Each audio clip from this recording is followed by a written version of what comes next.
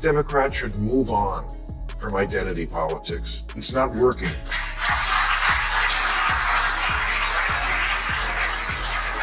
It's not working for them or for us. Democrats are hemorrhaging the very voters they think they're pandering to.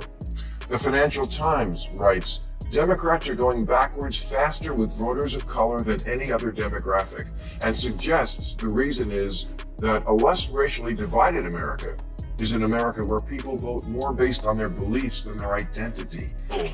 In America now, you're allowed to be many things all at once, and that's a good thing, even when it's really stupid. You might think that after a major electoral defeat, the left would move away from identity politics once its limits became clear. Yet Maher, a committed liberal, delivers his critique with sharp wit, humor, and explosive insight. If you enjoy bold political commentary, hit like and subscribe. Let's dive in. I think now more than ever, we need to stop talking about the things that make Americans different from each other and start honoring the things that make us the same. So let my people, the Irish, lead the way. Because again, the Irish thing, I don't give a shit. But I do give it wins the next election. And outdated racial pandering is one reason Democrats lose elections. When Chuck Schumer and Nancy Pelosi put on kente cloth, I don't think it earned them one vote for their powerful emotional ties to Ghana. What was that kneeling supposed to accomplish, and why does it come across as funny? More importantly, what was it meant to honor? In reality, it was just another empty gesture pretending to convey moral authority without meaning or clarity. Somehow the left keeps outdoing itself in these displays. Today, these actions feel less offensive and more comical. They act surprised that people don't take them seriously, confusing symbolism for substance and performance for ideas. It's no wonder Maher feels compelled to call them out. He can clearly see how hollow the theatrics have become. Even one of their own recognizing the superficiality is telling. What once served as a political tactic now strikes many voters as oppressive rather than persuasive. California, we're now segregating. Really, California doesn't just have Amber Alerts for missing children. We have Ebony Alerts for Black children and Feather Alerts for Native American kids. What is that? Maher highlights just how empty many of the left's proposals can be, and he's not wrong. Efforts meant to show progress often end up as over-the-top gestures designed to signal virtue rather than actually solve problems. Instead of fixing issues, they can make them absurdly worse. Take the Amber Alert system, for example. It was built for one clear purpose: alert the public immediately when a child goes missing. Simple, fast, and effective, yet somehow complications were added. Ethnic categories were introduced, creating unnecessary complexity for a tool meant to save lives. A missing child is a missing child, and the priority should always be finding them as quickly as possible. By weaving identity politics into every solution, the original goal is diluted and urgency is reduced. Maher's critique matters because it exposes how performative activism often replaces common sense, resulting in bloated systems that claim to do more, but actually solve far less. Look, even if you like identity politics, this kind of thing is antiquated. From 2010 to 2020, the number of people identifying as multiracial in America went up 276%. 1 in 5 newlyweds now are in an interracial marriage, and that number goes up to 100% in ads for Subaru. Maher makes a clear and striking point here.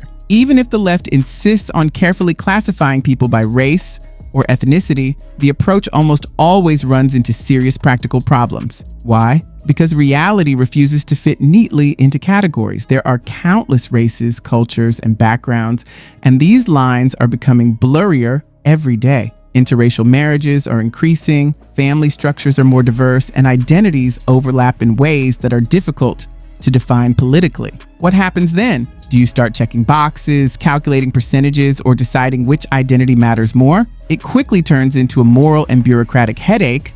Racially or identity-driven political decisions become tangled and ineffective.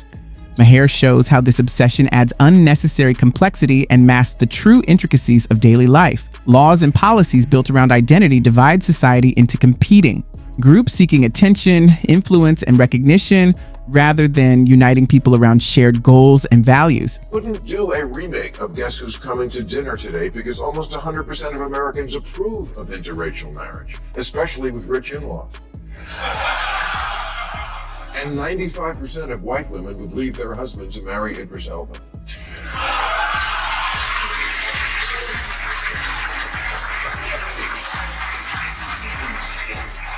Idris Elba, who says, as humans, we are obsessed with race, and that obsession can really hinder people's aspirations. Actress Raven-Symoné agrees. She told Oprah, I'm tired of being labeled. I'm not an African American. I'm an American. In the end, the left needs to shift focus. Less on race, more on people.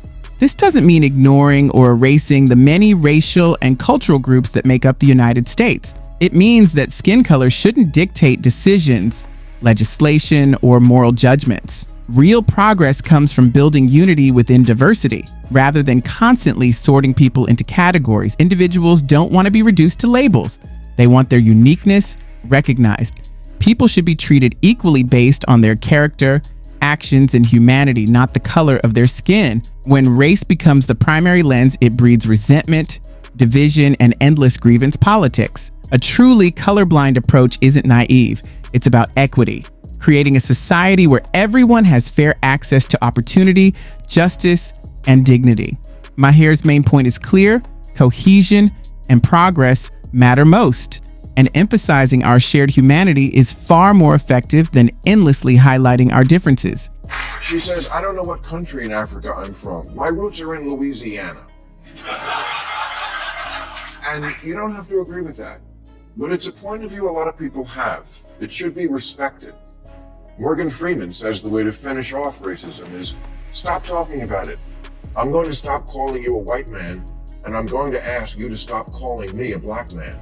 There's even a movement now to ban racial questions on the census, and many of its leaders are people of color, like Professor Sheena Mason, who says to undo racism, we have to undo our belief in race. I completely agree. That's why I find it misguided when some activists insist that Black Americans' roots are exclusively African, as if that alone provides a meaningful answer. Africa is not a single culture or nation. It's a vast continent with thousands of tribes, dozens of countries, and countless histories, languages, and traditions. Reducing all of that complexity to a vague talking point is both oversimplified and misleading. Even identifying a specific nation or tribe would be a daunting task, and fully fitting in would never be simple. Culture isn't something automatically inherited, it's something lived and experienced.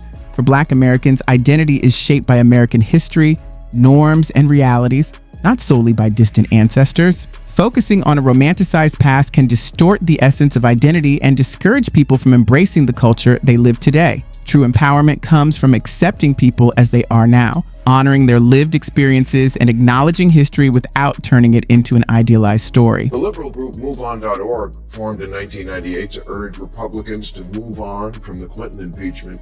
Today's Democrats should move on from identity politics. It's not working.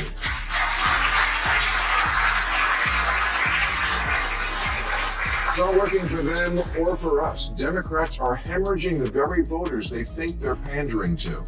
The Financial Times writes, Democrats are going backwards faster with voters of color than any other demographic, and suggests the reason is that a less racially divided America is an America where people vote more based on their beliefs than their identity.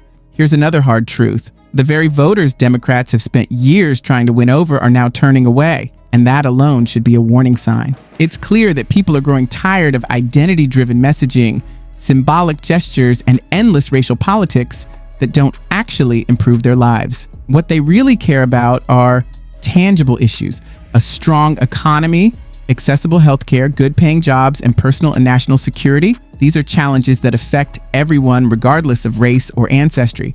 Communities, personal wealth, and safety all depend on these foundations, and everyone benefits when the country thrives. Many voters are beginning to recognize this connection again. Prioritizing practical solutions over abstract cultural debates isn't abandoning principles. It's putting reality first. A political party shouldn't be surprised when its supporters start seeking leaders who deliver real results, rather than focusing on endless cultural arguments. Liberals are living in an old paradigm.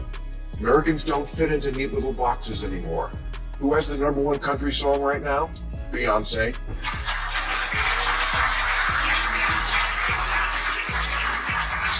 Lil Nas X won a country music award, and he's black and gay.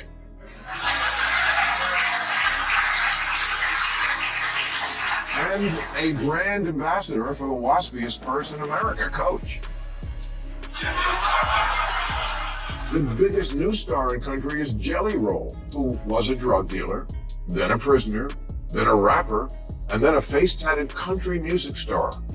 Not to mention a giant middle finger to the idea of staying in your own lane. The ambitious vision of the Founding Fathers has largely been realized in America, a nation of people from diverse racial, cultural, and ethnic backgrounds united by shared values rather than ancestry. Rigid classifications and stereotypes were never meant to define or limit the country. Today, America no longer fits into a single category. It is too complex, varied, and dynamic for that outdated way of thinking. Every day, people of different races and cultures live, work, marry, and raise children together.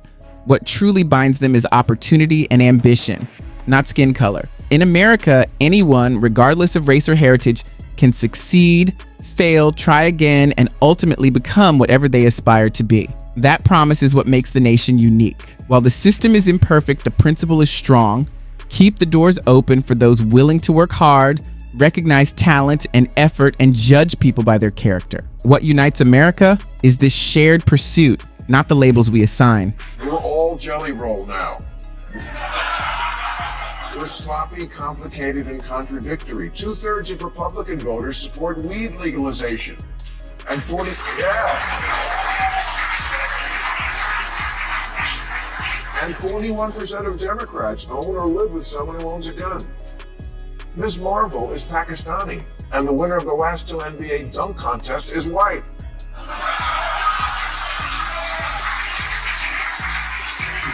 This is a major reason why voter turnout has been declining. Political messaging that clings to the past fails to resonate while the rest of the country moves forward. The era of appealing to people solely based on race and relying on rigid stereotypes is over. Today's voters are far more diverse, nuanced, and focused on tangible results rather than identity-based slogans. Yet the left persists with an outdated approach.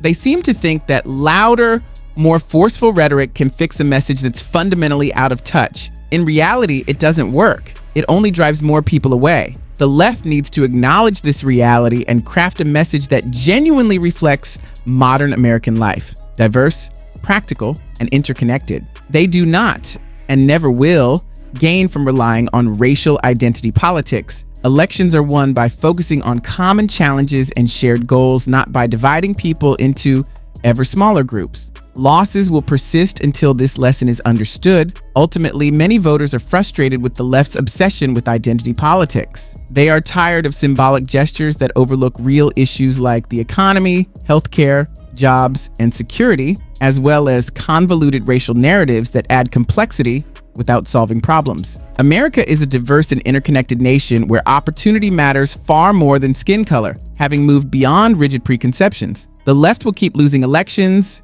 and influence to a public that values results over rhetoric until it shifts back to messaging that unites and policies that address shared challenges. That wraps up today's video. If you'd like to see more content like this, please click like and subscribe to the channel. Thank you for watching, and I hope to see you again soon.